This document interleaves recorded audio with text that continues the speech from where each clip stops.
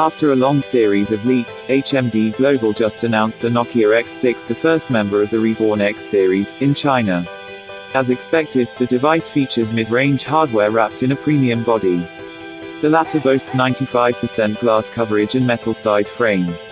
The Nokia X6 sports a 5.8-inch FHD+ 1080 by 2280 pixels display with 19:9 aspect ratio protected by Corning Gorilla Glass 3-layer on top.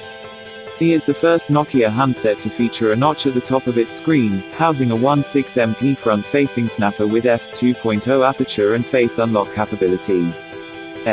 You also get a standard fingerprint sensor on the back.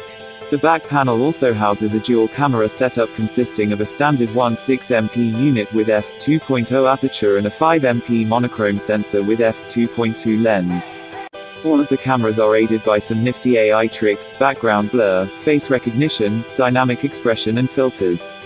The Nokia X6 is powered by a Snapdragon 636 SoC paired with 4GB of RAM and 32GB, 64GB of internal storage, a 6GB of RAM and 64GB storage.